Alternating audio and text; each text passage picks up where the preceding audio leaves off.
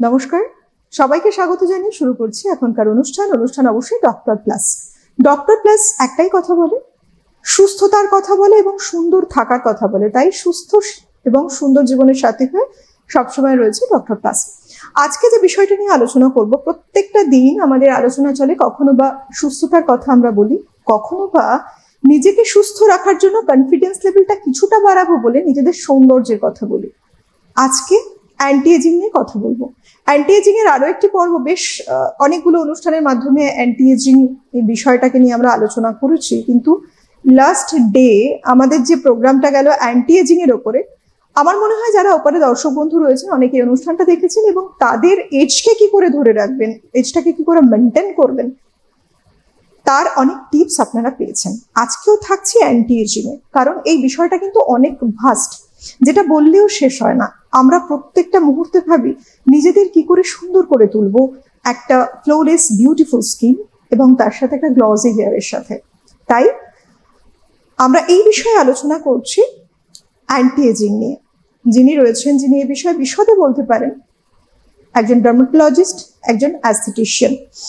আমাদের স্টুডিওতে উপস্থিত রয়েছেন ডক্টর স্বয়ন পাল। অনেক স্বাগত আপনাকে। নমস্কার। আগের দিন আমরা যে জার্নিটা শুরু করেছিলাম অ্যান্টি এজিং নিয়ে, বিভিন্ন কথা বলেছি। সেখানে আপনি বলেছেন ডায়েটের কথা, সাপ্লিমেন্টের কথা, ট্রিটমেন্ট তো বটেই, কি কি নিলে মানুষ অনেক বেশি সুন্দর দেখতে লাগবে তাদেরকে, সেই পদ্ধতিগুলো তারা অবলম্বন করবে, বিভিন্ন বিষয় নিয়ে। তো অ্যাকচুয়ালি এই যে অ্যান্টি অক্সিডেন্ট লাইক ডায়েট যদি বলি এবং কিছু সাপ্লিমেন্টের কথা যদি বলি, আগে সেদিক থেকেই আমরা বরং আজকে এন্ট্রিটা নিই অনুষ্ঠানের শুরুতে। এটা ভীষণ ইম্পর্টেন্ট একটা বিষয়, কারণ অবশ্যই কিছু মিথ, সেটাকে ভাঙতে চাই এবং মানুষ সঠিকভাবে জানুক। সবার আগে আমার মনে হয় যে জিনিসটা ক্লিয়ার হওয়া দরকার, যেটা আগের বারে বলেছিলাম, যে এজিং কেন হয় এবং এজিং এর ম্যানিফেস্টেশন।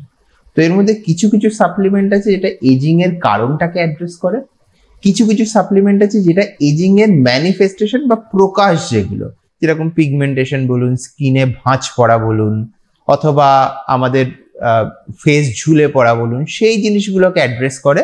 আর কিছু কিছু জিনিস আছে সেটা আমরা খাবার ওষুধ হতে পারে সাপ্লিমেন্ট। আবার সাপ্লিমেন্ট মানেই সবসময় লোকে মনে করবে না যে খাওয়ার ওষুধ, সাপ্লিমেন্ট মানে অনেক সময় আমরা ইনজেকশন দিয়েও কিছু কিছু জায়গাতে সাপ্লিমেন্টেশন করতে পারি। কারণ কিছু কিছু জায়গাতে মানে কিছু জিনিস আছে যেগুলো খাওয়ার, হয়তো অনেক রকম সাপ্লিমেন্ট বাজারে আছে, কিন্তু দীর্ঘদিনের রিসার্চ প্রমাণ করেছে যে খেয়ে সেটা যথেষ্ট পরিমাণে অ্যাবজর্পশন আমাদের স্কিনের যে লেয়ারে দরকার সেই লেয়ার অবধি হয় না। তো তারপর থেকে আমাদের ইনজেক্টেবল ফর্ম, যেগুলোতে ডিরেক্টলি আমরা সেই লেয়ারে জিনিসগুলোকে ডিপোজিট করছি, সেই রকমের সাপ্লিমেন্টেশনও এসছে। কিছু জিনিস আবার আমাদের, যদিও ওরাল সাপ্লিমেন্টস আছে, আমরা ওরাল সাপ্লিমেন্ট অনেক পেশেন্টকে দিই, কিন্তু আমরা প্রেফার করি আইভি দিতে বা ইনজেকশনসের মধ্যে দিতে। কারণ ওরাল সাপ্লিমেন্টসের অ্যাবজর্পশন বা যতটা খেলে মানে তার রেজাল্টটা পাওয়া যাবে, যতটা অ্যামাউন্ট আমাদের শরীরে কাজ করবে, সেই অ্যাক্টিভ কম্পোনেন্টটা অনেক কম। এবার আসি কি কি সাপ্লিমেন্ট আমরা দিতে পারি, যেটা সবচেয়ে পপুলার, ওয়াইড স্প্রেড, অনেকে এটা নিয়ে কথা বলেন। প্রথমটা হচ্ছে গ্লুটাথিয়ন।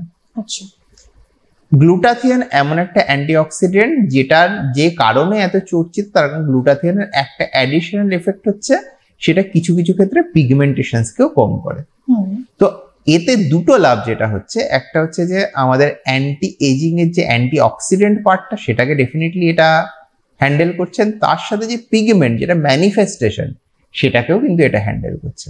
সেকেন্ড হচ্ছে plain vitamin C and vitamin E এর মতো ওরাল সাপ্লিমেন্টস, কিন্তু এগুলোর ক্ষেত্রে আমাদের একটু সাবধান থাকতে হবে। বেশিরভাগ ক্ষেত্রে আমরা ভিটামিন সি এবং ভিটামিন ই এর ক্ষেত্রে যে খাবারগুলো ভিটামিন সি এবং ভিটামিন ই তে রিচ, সেই খাবারগুলো খেতে বেশি বলি, আনলেস কোনো মানুষের একদমই ম্যানিফেস্টেশন দেখা যাচ্ছে যেখানে ভিটামিন সি বা ভিটামিন ই এর সাপ্লিমেন্টেশনের দরকার আছে। তো এত মানুষ যে খুব সহজেই ভিটামিন সি ভিটামিন ই নিয়ে ফেলেন, আমার মনে হয় সেটা উচিত নয়। অ্যান্ড একই রকম ব্যাপারটা যায় ভিটামিন এ গ্রুপ এবং ভিটামিন ডি এর ব্যাপারেও। একবার ব্লাড টেস্ট করান, কোনো ম্যানিফেস্টেশন আসছে কিনা সেটা দেখুন, সেই মতো নেওয়াটাই এগুলো ঠিক হয়। তার কারণ এগুলোর ক্ষেত্রে কখনো কখনো হাইপার ভিটামিনোসিসেরও প্রবলেমস দেখা যায়। 3 নম্বর যে ব্যাপারটা, সেটা হচ্ছে যে আমাদের ন্যাড সাপ্লিমেন্টস। ন্যাড হচ্ছে আমাদের সেলসের যে জিনিসগুলো এনার্জি দেয়, তো ন্যাড সাপ্লিমেন্টস কি করে, আমাদের শরীরের যে ন্যাড প্রোডাকশন ধীরে ধীরে কমে আসতে থাকে বয়সের সাথে সাথে, যে জন্য সেলের অ্যাক্টিভিটি কমে যেতে থাকে, যেই জন্য সেলের মানে মাসেল সেলের হলে মাসেলের শক্তি কমে যেতে থাকে, স্কিনের সেলের হলে স্কিনের নর্মাল যে ফাংশন বা নর্মাল যে শেডিং সেটা কমে যেতে থাকে, যেটা আমাদের হেয়ারের ক্ষেত্রে হেয়ার গ্রোথ কমে যেতে থাকে। তার কারণ এই প্রোটিন কম্পোনেন্ট যেটা তৈরি করে সেলস সেইটা কমে যেতে থাকে। তো ন্যাড সেই এনার্জিটা সাপ্লাই করে সেই ফাংশনগুলোকে আবার বেটার করে ফিরিয়ে আনে। অ্যান্ড আরও যে সাপ্লিমেন্টসগুলো খুব কমন, খুব পপুলার, সেগুলো হচ্ছে কোলাজেন। কোলাজেনের ক্ষেত্রে ব্যাপারটা একটু সাবধানে আপনাদের চুজ করতে হবে কি সাপ্লিমেন্ট নিচ্ছেন, কারণ বেশিরভাগ যে সাপ্লিমেন্ট মার্কেটে পাওয়া যায় সেগুলোর মধ্যে খুব হাই অ্যামাউন্ট অফ সুগার থাকে, এবং যে সুগারটার জন্য উল্টে আপনার কিন্তু এজিং এফেক্ট হবে, কারণ sugar is a oxidative substance. আমাদের শরীরের মধ্যে হাই অ্যামাউন্ট অফ সুগারের জন্য হাই অক্সিডেটিভ আমাদের যে ফ্রি অক্সিজেন রেডিক্যালস তৈরি হয়, এবং যেটার জন্য কিন্তু ফার্দার ড্যামেজ হতে পারে, স্পেশালি যাদের সুগার আছে, যাদের ক্ষেত্রে ইনফ্যাক্ট একটু পরে আমরা হয়তো এটা নিয়েও আলোচনা করবো একটুখানি, যে কিছু কিছু রোগের ক্ষেত্রে আমাদের এজিং এর অ্যাকচুয়াল এজিংই ফাস্টার হয়, এবং কিছু কিছু রোগের ক্ষেত্রে অ্যাকচুয়াল এজিং ফাস্ট না হলেও এজিং এর ম্যানিফেস্টেশন ফাস্ট হয়। তো সেই জায়গাগুলোতে ডায়াবেটিস এমন একটা জিনিস, অ্যাকচুয়াল এজিং এর প্রসেসটা দেখা গেছে ফাস্ট হয় তাতে। কারণ দেখবেন একটা মানুষ যার সুগার আছে, সমসাময়িক একজন মানুষ যার সুগার নেই, তাদের দুজনের মধ্যে যার সুগার আছে তাকে সবসময় একটু বেশি বয়স্ক লাগে দেখতে। এবং সেই ক্ষেত্রে এই কোলাজেন সাপ্লিমেন্টের জন্য সেই সমস্যা কিন্তু উল্টে আরো বাড়তে পারে। মার্কেটে কিছুই যে সাপ্লিমেন্টস আছে যেগুলোর মধ্যে খুব হাই অ্যামাউন্ট অফ সুগার নেই, তবে সেগুলো বেশিরভাগই প্রেসক্রিপশন সাপ্লিমেন্টস। তো মোস্টলি আপনি মার্কেটে যেগুলো পাবেন সেগুলোর ক্ষেত্রে হিতে বিপরীত হতে পারে। তাছাড়াও আরো কিছু সাপ্লিমেন্টস আছে যেগুলো আমি বলছিলাম যে ইনজেকশনস এর মাধ্যমে দেওয়া, ইনজেক্টেবল হাইলুরোনিক অ্যাসিড সাপ্লিমেন্ট, যেটা আমাদের স্কিনের হাইড্রেশনকে বেটার করে। কারণ একটা signs of ageing is dry skin.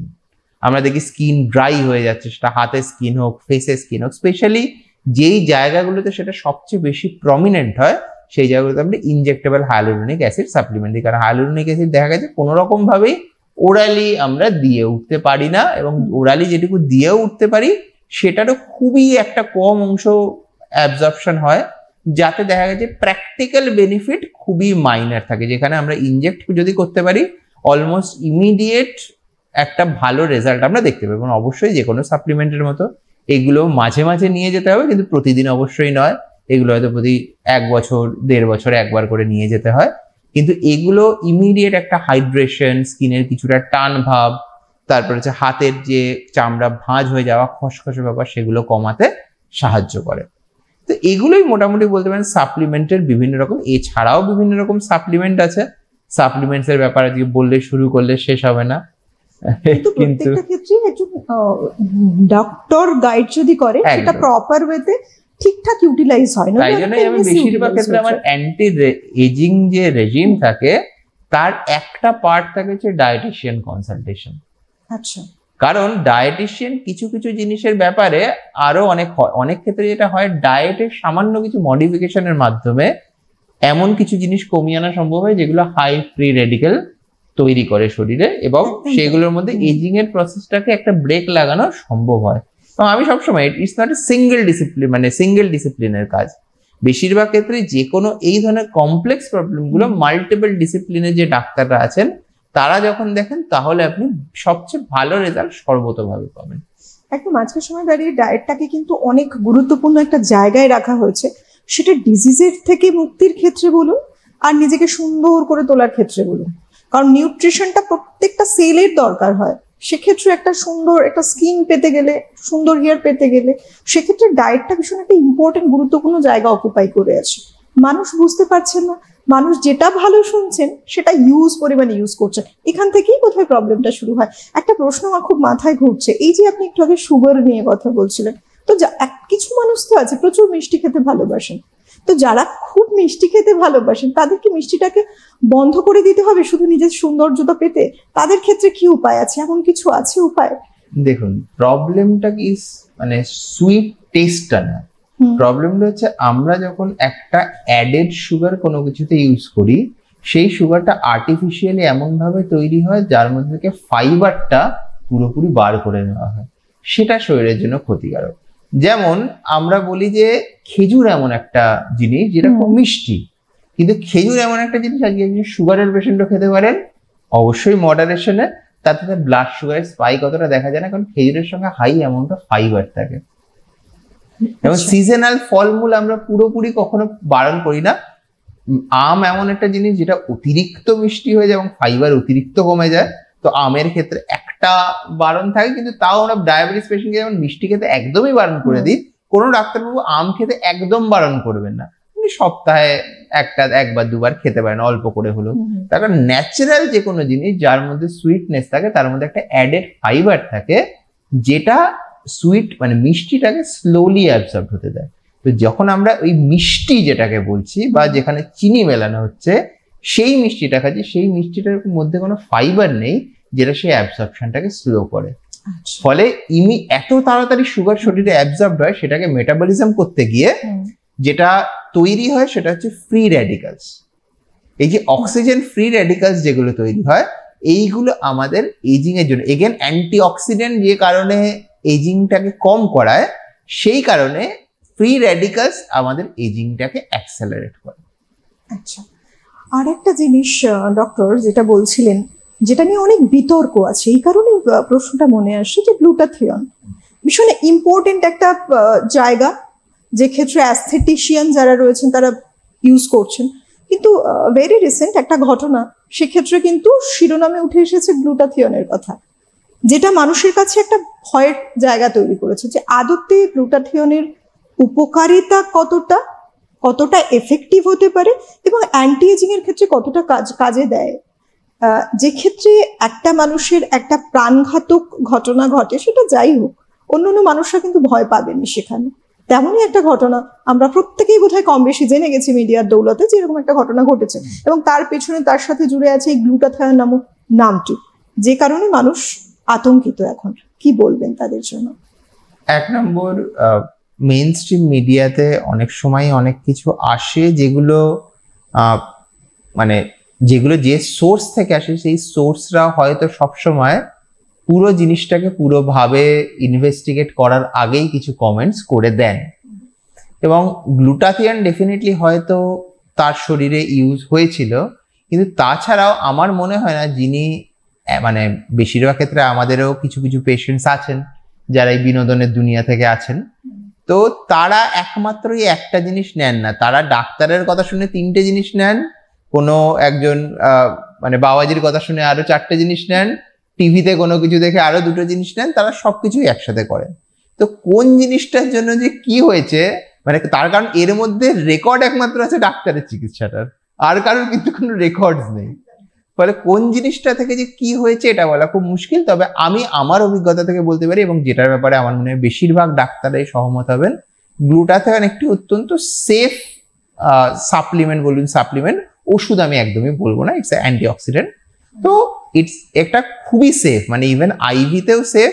And আজকাল তো খাবারও কিছু প্রিপারেশন চলে এসছে যেগুলোরও খুব ভালো অ্যাবজর্পশন। অবশ্য আইভিতে যত তাড়াতাড়ি এবং যত ভালো রেজাল্ট হয়, খাবারটাতে রেজাল্ট প্রায় তার কাছাকাছি ভালো হয়, কিন্তু অত তাড়াতাড়ি হয় না, অবশ্যই সময় লাগে 3 থেকে 6 মাস। তাই জন্য যাদের খুব তাড়া থাকে তাদের আমরা বলি আইভিতে যান, আর যাদের তাড়া একটু কম থাকে তাদের আমরা বলি ওরাল সাপ্লিমেন্টেও আমরা চলতে পারি। এবং আজ অব্দি খুবই কম রেকর্ডেড কেস আছে খুব সিরিয়াস সাইড এফেক্টের। এবার আজকে আপনি যদি বলেন যে এটার থেকে কি সিভিয়ার সাইড এফেক্ট কিছু হতে পারে, একটা অবশ্যই অ্যালার্জিক রিয়াকশন, যেটা যে কোনো মানুষের যে কোনো পয়েন্টে যে কোনো জিনিসের প্রতি ডেভেলপ করতে পারে, যার মধ্যে খুব কমন খাবার ওষুধ খাবার জিনিসপত্র রয়েছে। ওষুধের কথা আমি বলছি না, খাবার নর্মাল ফুড। তো আজকে সেই জিনিস থেকে একটা অ্যালার্জি ডেভেলপ করে, সেটার থেকে মিস হওয়া দো ভেরি আনফরচুনেট, কিন্তু হতেই পারে আজকে যে কোনো সাবস্টেন্স, ন্যাচারালি ডিরাইভড হোক, যে কোনো রকমের ওষুধ হোক। এবং তাছাড়া একটা রেয়ার ড্রাগ রিয়াকশনের কথা হয়তো শুনবেন, কিন্তু সেটা এতই কম কেস রেকর্ডেড হয়েছে আজকে সেটাকে রেগুলার সাইড এফেক্ট বলার মধ্যে একটা দ্বন্দ্ব অনেকের মধ্যেই আছে, যে এটা রেগুলার সাইড এফেক্ট আদৌ বলা উচিত কিনা যত কম কেস রেকর্ডেড হয়েছে। তো আমাদের পুরো পৃথিবীতেই খুব সহজেই বিভিন্ন জায়গার বিভিন্ন রকম হেলথ সিস্টেমে গ্লুটাথিয়ন খালি এই কারণে নয়, অ্যান্টি এজিং তো পরে এসছে গ্লুটাথিয়নের ব্যবহার, তার আগে বিভিন্ন রকম কারণে যেখানে আমাদের শরীর অক্সিডেটিভ স্ট্রেস বেড়ে যায়, বিভিন্ন রকম টার্মিনাল ইলনেস স্পেশালি, সেইগুলিতে গ্লুটাথিয়ন খুব সাকসেসফুলি এন্ড খুব সেফলি ইউজ হয়েছে। আমার মনে হয় এটার ব্যাপারে যতটা ভয় মানুষ পান, এবং অবশ্যই আমি কি কোথায় দেওয়া হয়েছে যেটা আমি বললাম সেটার ব্যাপারে হয়তো আমাদের বোঝা সম্ভব নয়, এবং যখনই আমরা কোনো এমন জায়গাতে করাবো যে কোনো ধরনের ট্রিটমেন্ট যেখানে আমরা ক্রেডিবিলিটির ব্যাপারে শিওর নই, অথবা গ্লুটাথিয়নটা কি স্ট্যান্ডার্ডে কতটা ভালোভাবে তৈরি হয়েছে, কোন কোম্পানির গ্লুটাথিয়ন ইউজ হচ্ছে সেটার ব্যাপারে আমরা শিওর নই, মানে কোয়ালিটি, সেই ক্ষেত্রে রিস্কের চান্স সবসময়ই বেশি। তার কারণ আপনি খুব ভালো করে জানেন না কিরকম ভাবে জিনিসটা তৈরি হচ্ছে বা কে আপনাকে দিচ্ছেন। কারণ অনেক সময় কিন্তু গ্লুটাথিয়নের জন্য হয়তো সমস্যাটা হলো না, কিন্তু সেখানে মানে যে প্রসিডিওরে দেওয়া হলো বা যে জিনিসটা দেওয়া তাতে অ্যাসেপসিস মেনটেন করা হলো না, নিডল গুলো ফ্রেশ ইউজ করা হলো না, সেগুলোর কারণেও সমস্যা হতে পারে। সুতরাং মানুষ যেটা ভাবছেন যে শুধু একটা ইস্যুজ, একটা জিনিসকে ইস্যুজ করছে, বরং এটা অনেক ভুল একটা ধারণা। মানুষ বরং বলা চলে যে একটা ভালো কিছু থেকে বঞ্চিতও করবেন নিজেদেরকে, কারণ এই সবার আগে মিথগুলো তাড়ানো দরকার। সত্যি তো তাই। ডক্টর যে জিনিসগুলো বললেন আপনাদের কাছে, যে পয়েন্টস গুলো তুলে ধরলেন বলা চলে, সেইগুলো একটু ভাবলে আমরাও বুঝতে পারি যে প্রত্যেকটা সোর্স ভাবা উচিত, কি প্রসিডিওর ইউজ করা হয়েছে সেটা ভাবা উচিত, কতটা প্রসিডিওর আদৌ এর সঙ্গে অন্য কোনো কারণ ছিল কিনা, এরকম অনেক কিছু জুড়ে রয়েছে। সুতরাং কিছু একটা শুনলাম, নিজের মতো করে ভেবে নিলাম, এটাও বোধহয় সবসময় ঠিক নয়। নিজেদেরকে সেফ রাখবো, সেফেস্ট রাখবো। আর একজন ডক্টরের কাজ হলো যে একটি মানুষকে ভালো রাখা, ভালো করা, সুস্থ করে তোলা প্রয়োজনে। সেক্ষেত্রে তারা সবার আগে ভাববেন যে আপনি কিছু সেফ থাকবেন।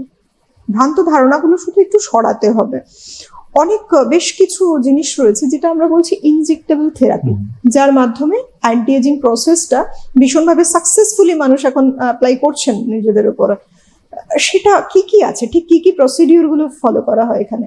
যেমন একটা আমি একটু আগেই বললাম যে ইনজেক্টেবল হাইলুরোনিক অ্যাসিড, যেটা আমাদের স্কিনের হাইড্রেশনটাকে, ন্যাচারাল যে হাইড্রেশন, যে বয়সের সাথে সাথে আপনার যে চামড়াটা শুকনো লাগতে থাকে, ধীরে ধীরে ড্রাইনেস আসতে থাকে, চামড়া ধীরে ধীরে খসখসে হয়ে যায়, সেই ব্যাপারটাকে রিস্টোর করতে থাকে ইনজেক্টেবল হাইলুরোনিক অ্যাসিড।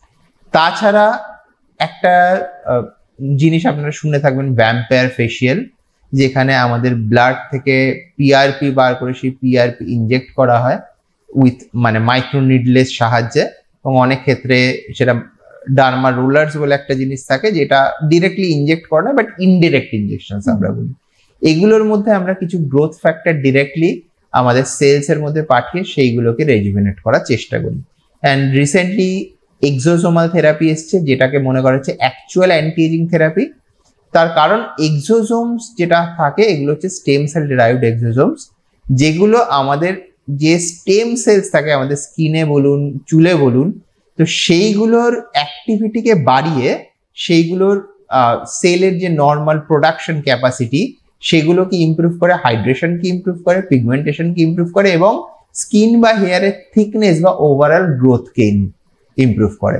মানে মোটামুটি বলা যেতে পারে যে আপনার সেলস, আপনার 60 বছর বয়সে যদি আমরা এক্সোসোম থেরাপি দিই, তাহলে সেটা হয়তো আপনার 40 বা 35 এরকম বয়সে যতটা যে ক্যাপাসিটিতে স্কিন কাজ করতো, আমরা তার কাছাকাছি ক্যাপাসিটিতে সেই সেলস গুলোর ফাংশন নিয়ে যেতে পারি। এবং সেটার মানে এটা নয় যে আপনার স্কিনটা 35-এর মতো লাগা শুরু করবে ইমিডিয়েটলি, কিন্তু যেভাবে কাজ করছিল সেটা যদি আমরা রেগুলার বেসিসে করতে থাকি এক্সোসোমস, তাহলে আপনি বুঝতে পারবেন একটা ড্রাস্টিক চেঞ্জ হবে। হয়তো 35-এ পৌঁছাবে না, কিন্তু 60 বছর বয়সে আপনার স্কিন যেরকম খসখসে লাগছে, যেরকম ড্রাই লাগছে, যেরকম মনে হচ্ছে যে আমার জেল্লাটা পুরোপুরি কমে গেছে, টান টান ব্যাপারটা কমে গেছে, সেটা অনেকটাই ইমপ্রুভমেন্ট হয় এক্সোসোম থেরাপি এবং অন্যান্য বাকি যেগুলো বললাম। আরেকটা খুব ইম্পর্টেন্ট ইনজেক্টেবলস এর মধ্যে সেটা হচ্ছে আমরা ডার্মাল ফিলার্স বলি। সেটার একটা বড় রোল হচ্ছে আমাদের তো খালি চামড়া মানে কুঁচকে যাওয়া নয় বা ভাঁজ হয়ে যাওয়া বা ড্রাই হয়ে যাওয়া নয়, তার সঙ্গে আমাদের কিছু কিছু ভাঁজ, যেগুলো ফেস আমরা বলি মিড ফেশিয়াল ফ্যাট প্যাড, এই যে ফ্যাট প্যাড দুটো ঝুলে পড়ার জন্য যে কারণে আমাদের এই ভাঁজটা তৈরি হয়, চোখের নিচে টিয়ার ট্রপ বা এই ভাঁজটা তৈরি হয়, চোখের জাস্ট নিচের একটা গর্ত মতো তৈরি হয়, তার কারণ এই ফ্যাট প্যাডটা ধীরে ধীরে নিচের দিকে স্লাইড করছে, তার জন্য এখানে যে গর্তটা তৈরি হয় সেটার জন্য টিয়ার ট্রপ তৈরি হয়, এইখানে যে ভাঁজটা আগে ছিল না, যেহেতু এটা নিচের দিকে এসছে, এখানে আর এখানকার ভাঁজগুলো ডিপ হতে থাকে, তার সাথে এই জায়গায় একটা নতুন করে ভাঁজ তৈরি হয়।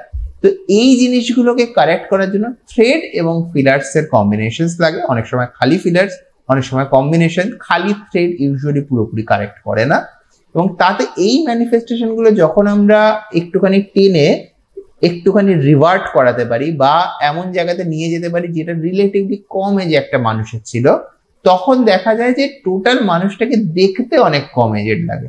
এবং আরো একটা অ্যাডভান্টেজ রয়েছে, যেহেতু যেটা হাইলুরোনিক অ্যাসিড আমরা বললাম যে হাইড্রেশনের জন্য ইনজেক্ট করা হয়, এই ফিলার্স এর মধ্যে সেই হাইলুরোনিক অ্যাসিডই একটুখানি অন্য কনসেন্ট্রেশন, একটু হায়ার কনসেন্ট্রেশনে থাকে। কারণ এই ক্ষেত্রে আমরা চাই না জিনিসটা বেশি ছড়িয়ে যাক, আমরা চাই এই শেপটাকে ভালো করে মেনটেন করুক, কিন্তু সেই জায়গাগুলোর হাইড্রেশনের লোকালিও এটা ইমপ্রুভ করে। অ্যান্ড এটা ছাড়াও last but not the least, যেটার ব্যাপারে আপনারা অনেকেই শুনে থাকবেন, খুব একটা পপুলার ওয়ার্ড, সেটা হচ্ছে বোটক্স থেরাপি। তো বোটক্স থেরাপি যেটা করে, আমাদের যে অতিরিক্ত যে ভাঁজগুলো বয়সের সাথে সাথে আসতে থাকে, মানে একটা আজকে 18 বা 20 বছরের একটি ছেলে বা মেয়ে যখন হাসে, তখন তারও চোখের পাশে অল্প হলেও ভাঁজ একটা পড়ে, যেটা দেখতে ন্যাচারাল এন্ড বিউটিফুল লাগে। কিন্তু আজকে 55 বা 60 বছর বয়সে তার সাথে আরো 4-5টা লাইন চলে আসতে শুরু করে, এবং সেই লাইন্স গুলোকে আমরা যে মুহূর্তে কমিয়ে সেই 18 বা 20 বছর বয়সে যেরকম লাইন্স পড়তো সেই জায়গাতে নিয়ে যেতে পারি, 2 থেকে 3টে উপকার হয়। প্রথম উপকার যেটা, সেটা হচ্ছে যে বারবার এই চামড়াটা ফোল্ড হওয়ার জন্য চামড়ায় যে পার্মানেন্ট ভাঁজ তৈরি হয়ে যায় বা তৈরি হওয়ার সম্ভাবনা থাকে, মানে যখন আপনি আমার কাছে 35 বছর বয়সে বোটক্স করাতে আসছেন, তখন আমি বলি তৈরি হওয়ার সম্ভাবনা আছে। যখন আপনি আমার কাছে 50 বা 55 বছরে এসেছেন, তৈরি হয়ে গেছে। সেটা অবশ্যই কারেক্ট করা সম্ভব, সেটার জন্য আমরা লোকাল লেজার করতে পারি, ইনজেক্টেবলস করতে পারি। কিন্তু যদি কন্টিনিউয়াস আপনার সেই জায়গাটা ভাঁজ হতেই থাকে, তাহলে আমি যাই করি না কেন সেই জিনিসটা স্মুদেনিং কিছুতেই করে উঠতে পারবে না, কারণ বারবার এই ভাঁজগুলো টানতে থাকবে সেই জায়গায় স্কিন। তো যে ক্ষেত্রে পেশেন্টরা আমার কাছে রেজুভেনেশনের জন্য আসেন, আমরা তাদের বলি একটা বোটক্স আপনার ট্রিটমেন্ট রেজিমে অ্যাড করে নিন, কারণ সেখানে আননেসেসারি ফোল্ড গুলো হওয়াটা কমাবে, এবং বাকি যে ইনজেক্টেবলস আপনার যে কারেকশনটা করবে সেটা ম্যাক্সিমাম ভাবে হতে পারবে। সেটা এক্সোজোম বলি, সেটা আমরা আজকে পিআরপি বা ভ্যাম্পায়ার ফেশিয়াল বলি, সেটা আজকে আমরা hyaluronic acid anti ageing and like hydrating যে মানে মাইনর ডাইলিউটেড ফিলার্স থাকে সেটা বলি। তো আজকে বোটক্স এমন একটা জিনিস যেটা আমার মনে হয় আর একটা কর্নারস্টোন অফ থেরাপি। আর যা যা উপকার হয় সেটা হচ্ছে যে আপনার ইমিডিয়েট একটা লাইক লুক আসবে, যেটা আপনি দেখে আপনি বুঝতে পারবেন যে আপনার বয়সটা অন্তত মানে 7-8 বছর কম লাগছে, ওই ভাঁজগুলো যেহেতু চলে গেছে। মানে ফোরহেডের মাঝখানে অনেক সময় খুব ডিপ ডিপ ভাঁজ পড়ে যায়, যেগুলোর জন্য অনেক বেশি লাইক বয়স্ক লাগে মানুষকে, সেগুলো একটা ইমিডিয়েট ইমপ্রুভমেন্ট হয়। আর থার্ড আমি যেটা বললাম যে বেশিরভাগ অন্যান্য ট্রিটমেন্ট মোডালিটির সঙ্গে বোটক্স অ্যাড করলে রেজাল্টটা তার থেকে অনেক ভালো হয়, যেটা খালি সেই ট্রিটমেন্ট মডালিটি অ্যাচিভ করতে পারতো।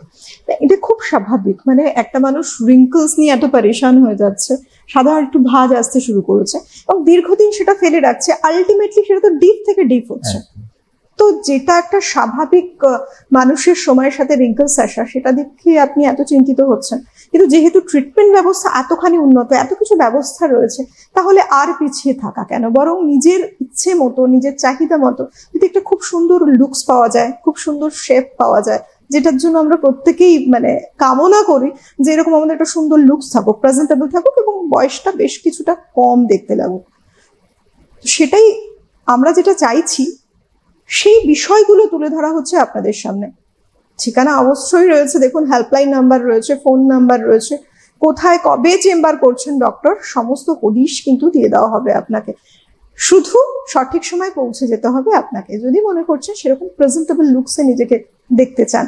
সামনেই তো পুজো, এই সময়টা কিন্তু আরো একটা ভীষণ এমন একটা সময়, মানুষ ইনস্ট্যান্ট একটা পরিবর্তন নিজের মধ্যে দেখতে চান। সেটা খুব সুন্দর জামা কাপড় পরে বেরোবেন, কিংবা কোথাও বেড়াতে যাচ্ছেন, মণ্ডপে মণ্ডপে সবাই চায় যে অ্যাট্রাকশনটা তার প্রতি থাকুক।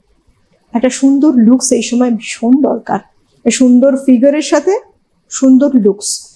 কারণ স্কিনটা যদি খুব সুন্দর হয়, হেয়ারটা যদি খুব সুন্দর হয়, বেশি মেকআপের পরত লাগাতে পারেন। কারণ মেকআপ করে বেরোচ্ছেন, বৃষ্টির যে অবস্থা, বৃষ্টি হচ্ছে, খুব সুন্দর করে সেজে বেরোলেন, তো বুঝতেই পারছেন যে ভিজে গেলেন, কেমন হবে বিষয়টা। তার থেকে নিজেকে সুন্দর করে প্রেজেন্টেবল করে গড়ে তুলুন। এমনই সব ট্রিটমেন্ট রয়েছে অত্যাধুনিক চিকিৎসা ব্যবস্থায়। এইবার আসি বরং একটু ডায়েটের দিকে, কারণ সব ক্ষেত্রে ডায়েট যতখানি গুরুত্বপূর্ণ ডক্টর, এক্ষেত্রে ডায়েট এমন স্পেশালি কি আছে যার জন্য মানুষ যেটা হয়তো জানে না, যার জন্য হয়তো তার স্কিনটাকে অনেকটা ড্যামেজ করে দিচ্ছে, সেটাকে অ্যাভয়েড করবেন তারা। এবং এমন কিছু ডায়েট যেটা তারা নিলে, সেই ডায়েটটার আন্ডারে যদি তারা সেভাবে এগিয়ে চলেন, ডায়েট চার্ট ফলো করে, তারা খুব সুন্দর মানে একটা সৌন্দর্যতার সাথে নিজেকে প্রেজেন্ট করতে পারবেন। যেটা আমি 2 থেকে 3টে জিনিস যেটা আমি বলি, অবশ্যই আমি সবসময় পেশেন্টদের বলি যে আপনার কারেন্ট যে ফিজিক্যাল অবস্থা রয়েছে বা অন্যান্য যা যা সমস্যা রয়েছে, আপনার প্রেশার থাকতে পারে, সুগার থাকতে পারে, থাইরয়েড ইস্যু থাকে, সেটার জন্য আপনার কাকে দেখানো উচিত তার কথা শুনে সেই মতো তিনি যা সাজেস্ট করবেন সেইটার হিসাবে একটুখানি জিনিসটা ঠিক করা। এবং একজন ডায়েটিশিয়ান তাকে কনসাল্ট করানো আমার মনে হয় প্রতিটা পেশেন্টকে, যাদেরকে আমি অ্যান্টি এজিং এর কথা বলছি তাদেরকে জানাচ্ছি যে একজন ডায়েটিশিয়ান আপনি এরপরে কনসাল্ট করে নিন এই ট্রিটমেন্টের সাথে। তাছাড়া জেনারেল কিছু রুল আছে যেগুলো আমি বলি যে কার্বোহাইড্রেটস আপনি যা খাবেন চেষ্টা করুন কমপ্লেক্স কার্বোহাইড্রেটস খেতে, যার মধ্যে ফাইবারস একটু বেশি থাকবে। সুগার পুরোপুরি কাট অফ করে দিন, যেগুলো স্পেশালি অ্যাডেড সুগার, মানে বিভিন্ন রকমের মিষ্টি, কোল্ড ড্রিঙ্কস বা যে জিনিসগুলোতে খুব হাই সুগার কন্টেন্ট রয়েছে।